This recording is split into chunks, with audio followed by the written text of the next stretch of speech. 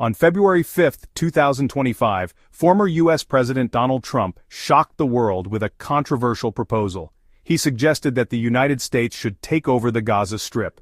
Trump's plan involved a complete overhaul of the region. He envisioned clearing the rubble, removing unexploded bombs, and creating new infrastructure. This ambitious project, according to Trump, would transform Gaza into a thriving hub. He called it the Riviera of the Middle East. Trump's proposal was met with immediate backlash from various corners of the globe. The international community, including long-standing U.S. allies, expressed deep concern over the legality and feasibility of such a move. The United Nations emphasized the need for a peaceful resolution through negotiations, not unilateral actions. The European Union echoed this sentiment, reiterating their support for a two-state solution. Within the United States, the proposal ignited a political firestorm. Democrats vehemently denounced it, labeling it as crazy, morally bankrupt, and tantamount to ethnic cleansing. Republicans, typically more aligned with Trump's policies, offered a more cautious response. While some saw potential in the plan, they acknowledged the significant challenges and anticipated strong opposition. The timing of Trump's proposal further fueled the controversy.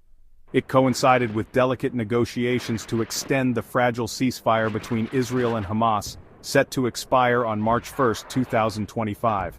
The proposal threatened to derail these talks and potentially reignite the conflict. Moreover, Israel was engaged in separate negotiations with Hamas for the return of Israeli hostages, adding another layer of complexity to the situation. Central to Trump's proposal was the displacement of the Palestinian population currently residing in Gaza. The plan suggested relocating the 2 million Palestinians to other countries, although Trump acknowledged that some might choose to remain. This aspect of the proposal drew the most ire, with critics denouncing it as a blatant attempt at ethnic cleansing and a gross violation of international law. The envisioned Riviera of the Middle East further fueled the controversy. While presented as a solution to Gaza's economic woes, critics saw it as a ploy to erase Palestinian claims to the land. The image of luxury resorts and bustling economic centers clashed jarringly with the reality of a besieged enclave, struggling with poverty and lack of basic necessities. Trump's proposal also raised questions about the extent of U.S. involvement in Gaza. The former president hinted at a long-term ownership position for the United States, suggesting a potentially significant military presence to maintain security. This prospect further alarmed the international community, raising concerns about the militarization of the region and the erosion of Palestinian self-determination. The reactions from Arab states were swift and unanimous in their condemnation. Egypt and Jordan, both of whom share borders with Israel and have absorbed Palestinian refugees in the past, flatly rejected Trump's appeals to accept displaced Palestinians. They warned that such a move would only exacerbate regional tensions and undermine the prospects for a two-state solution. The Palestinian response to Trump's proposal was one of outrage and defiance. Hamas, the de facto governing authority in Gaza, condemned it as a recipe for creating chaos and tension. They reiterated their stance that the only path to peace lies in ending the Israeli occupation and recognizing Palestinian rights. Palestinian advocates and human rights organizations were equally scathing in their criticism. They labeled the proposal terrifying and a blatant attempt to dismantle Palestinian society.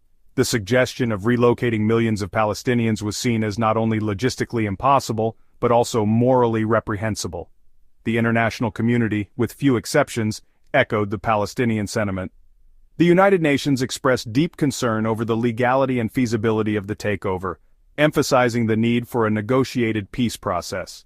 They reiterated that any solution must be in line with international law and respect the rights of all parties involved.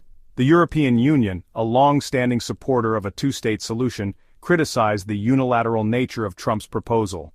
They reiterated their commitment to working towards a just and lasting peace based on a negotiated agreement between Israel and Palestine.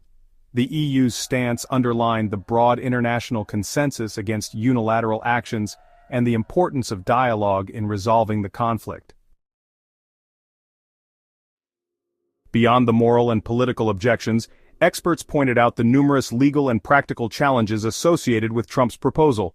The idea of a sovereign state relinquishing control of its territory to another country, especially under duress, has little precedent in international law. The forced displacement of millions of people would also constitute a grave violation of human rights. The practical implications of the proposal were equally daunting.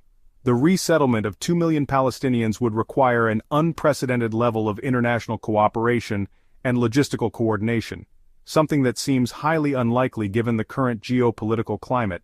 The cost of rebuilding Gaza and creating the envisioned Riviera would be astronomical, and it's unclear who would bear this financial burden. Despite the widespread condemnation and the seemingly insurmountable obstacles, Trump's proposal cannot be easily dismissed as mere political posturing. Some analysts speculate that it might be a tactic to exert pressure on parties involved in the peace process, particularly Egypt and Jordan. By presenting a radical and controversial alternative, Trump might be trying to force these countries to be more amenable to concessions in the negotiations. Another possible explanation lies in Trump's history with Israel and Palestine. Throughout his presidency, he displayed a clear bias towards Israel, recognizing Jerusalem as its capital and proposing a peace plan that was widely seen as favoring Israeli interests. This latest proposal, while extreme, seems consistent with his previous actions and his desire to leave a lasting mark on the Israeli-Palestinian conflict. The widespread rejection of Trump's proposal highlights the deep complexities of the Israeli-Palestinian conflict and the sensitivity surrounding any proposed solutions.